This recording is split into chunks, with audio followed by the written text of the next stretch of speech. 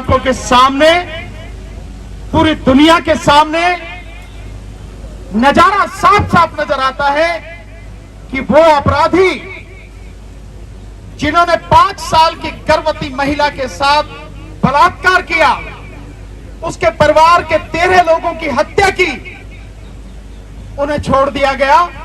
और जिन लोगों के खिलाफ अभी आरोप भी सिद्ध नहीं हैं, जिनके खिलाफ अभी मुकदमा पूरा हुआ भी नहीं है, उन्हें 27 साल, 30 साल, 32 साल जेल में रखा हुआ, जबकि संविधान कहता है कि किसी भी व्यक्ति को जब तक दोष सिद्ध ना हो जाए वो व्यक्ति दोषी नहीं है। लेकिन यहां तो जो लोग सुप्रीम कोर्ट से भी दोषी सिद्ध हो गए, उसी दिन उन्हें छोड़ा गया जिस दिन प्रधानमंत्री महिला सम्मान की बात करते हैं। और वो ही प्रधानमंत्री हैं जब गुरु नानक देव साहब के 500वें पर्व पर कहते हैं कि हम इनको रिहा करेंगे। क्या प्रधानमंत्री को अपने शब्दों की कोई कीमत नहीं मालूम है? या प्रधानमंत्री अपने उसी चरित्र को बार बार दोहरा रहे हैं कि मैं कहूंगा कुछ और करूंगा कुछ, कि मेरी कथनी और करनी में अंतर मैं आपको बार बार दिखाऊंगा, वो बार बार दिखेगा और मेरे कहने पे नहीं जाना, मैं कुछ भी कह सकता हूं लेकिन करूंगा वही जो मैंने करना है। ये कानून है। और साथियों, कानून तो सभी के लिए है, पर लागू करने वाले जो लोग हैं उनकी नीयत में खोट है लगातार। अन्यथा ये 2 कानून जो अभी आदरणीय प्रोफेसर साहब ने बताए हैं, ये 2 कानून नहीं होते। और माननीय प्रोफेसर साहब, ये कानून सिखों के लिए नहीं है अलग, इस देश में चंद मनुवादियों को छोड़ के बाकी सबके लिए अलग कानून है, अलग तरीके से होते हैं। मैं धन्यवाद देता हूं प्रोफेसर साहब को कि उन्होंने उस बात का जिक्र किया जो अभी मनुवादी लोग संविधान बना रहे हैं, और अगले साल बनारस में जिसके लिए धर्म संसद वो बुला रहे हैं। बात केवल इतनी सी नहीं है, बात इसके आगे की है। और कितनी आगे है आप इससे अंदाजा लगाइए, और उनका दुस्साहस देखिए, और सरकार की उनको सपोर्ट देखिए कि वो कह रहे हैं कि राजधानी दिल्ली नहीं होगी, बनारस होगी, और बनारस में ही धर्म संसद स्थापित होगी, जिसके लिए अगले साल वो तैयारी कर रहे हैं।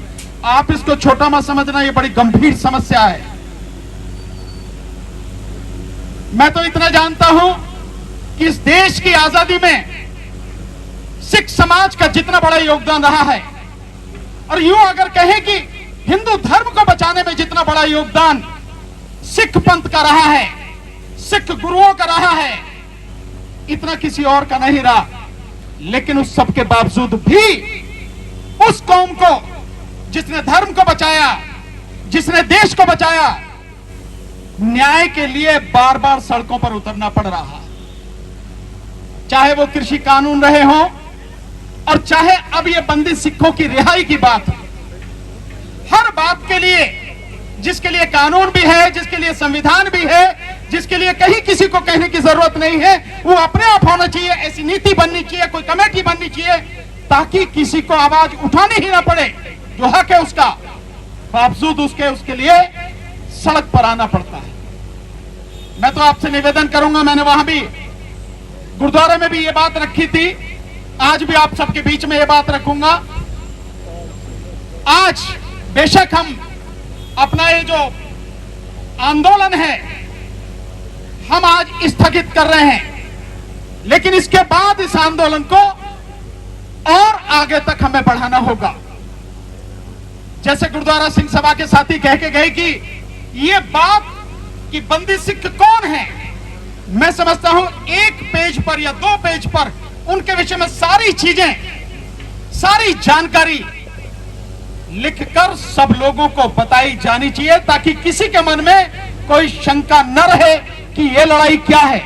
और इसके साथ साथ वहां भी कहा था, फिर यहां कह रहा हूं कि इसके साथ आप ये भी जोड़िए कि केवल नौ सिंह ही नहीं, बंदी सिंह ही नहीं, बल्कि इस देश में हर वो व्यक्ति जिसकी कोई सुनने वाला नहीं है, जिसकी कोई आवाज उठाने वाला नहीं है, जिनके जो मुकदमे हैं उन मुकदमों में जो सजा है वो सजा भी पूरी हो चुकी बावजूद उसके वो जेलों में पड़े हैं, उन सभी को रिहा किया जाए, तभी न्याय होगा।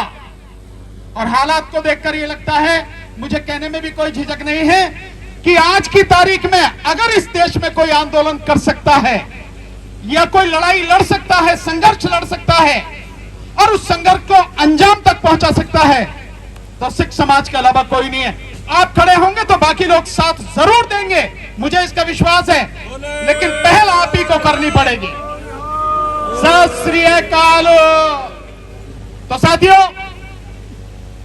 एक बात और, यहां जितने भी साथी आए हैं और मीडिया के भी जो साथी हैं, मेरा उनसे भी निवेदन है, इस बात को उठाइए। ये हर आम व्यक्ति की आवाज है, केवल यहां कुछ सिंहों की बात नहीं है। ये आम व्यक्ति की आवाज है कि जब कानून एक है, संविधान एक है, कानून के समक्ष सबको समानता है और कानून का सबको समान संरक्षण है, तो फिर भेदभाव क्यों? चंद लोगों के लिए कानून अलग क्यों है और बाकी देश की जो जनता है उनके लिए कानून अलग क्यों है? इन सरकारों को न केवल जगाना पड़ेगा, बल्कि मैं कहता हूं पकड़ के झकझोरना पड़ेगा, तभी इनकी नींद खुलेगी, अन्यथा नहीं खुलेगी।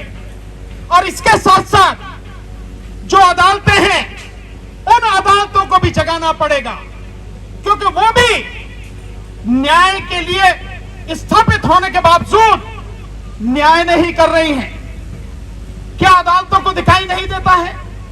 मुझे ध्यान है कि कई साल पहले बाकायदा एक व्यक्ति ने रिसर्च की और उसके बाद एक कमेटी बनी, तो जितने लोग जेलों में, उन पर जो आरोप है, उस आरोप पे जो सजा है कानूनन, उससे कहीं कहीं ज्यादा सजा काटकर वो जेलों में ही पड़े, उनको बेल नहीं दी गई। क्या उन्हें तुरंत नहीं छोड़ा जाना चाहिए था? क्या सरकार की जिम्मेदारी नहीं थी? क्या कानून की जिम्मेदारी नहीं थी? नहीं छोड़ा गया, तो उसके लिए बाकायदा कमेटी बनी और उस कमेटी की रिपोर्ट होने के बाद में बहुत लोगों को रिहा किया गया, छोड़ा गया। वही स्थिति आज भी है। और क्योंकि मैं फौजदारी का वकील हूं, मैं जानता हूं कि अदालतों में 70% बेगुनाह लोग बंद हैं और वर्तमान सरकार तो झूठे मुकदमे करने में, लोगों को यूएपीए, एनएसए और गंभीर जो अपराध हैं उनमें बंद करके जेलों में बंद करने में माहिर है। इसका कोई जवाब नहीं है। इसलिए साथियों, यह संघर्ष हमें आगे बढ़ाना पड़ेगा।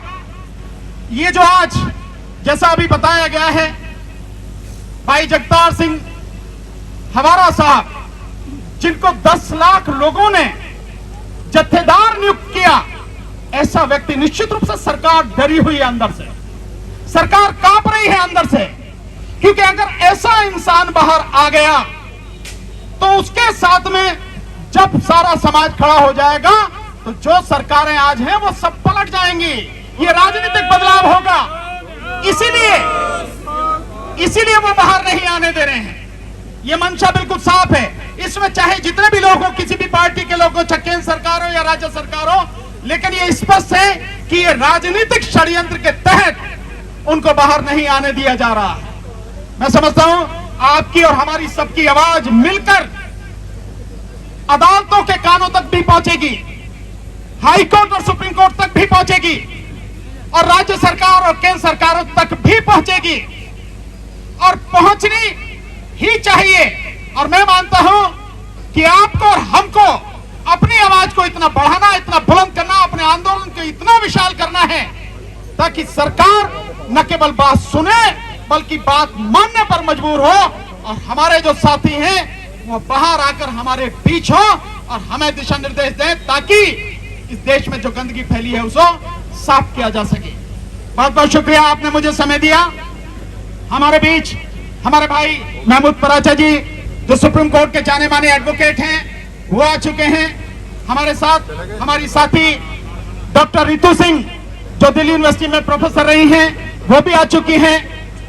हम लोग हमेशा साथ रहे हैं, इसमें कहने की कोई जरूरत नहीं है। जहां भी अन्याय होगा, जहां भी अत्याचार होगा और अन्याय और अत्याचार के खिलाफ जब भी और जहां भी आवाज उठेगी, हम खड़े मिलेंगे, साथ मिलेंगे, कंधे से कंधा मिलाकर, कदम से कदम मिलाकर साथ चलेंगे। साथियों, मुझे अभी निकलना होगा, जरा कोर्ट पहुंचना है, तो आप मुझे क्षमा कर सकेंगे, इसलिए आपसे आज्ञा लेते हुए आखिर में फतेह बुलाएंगे। वाहेगुरु जी दा खालसा, वाहेगुरु जी दी फतेह। बहुत बहुत शुक्रिया।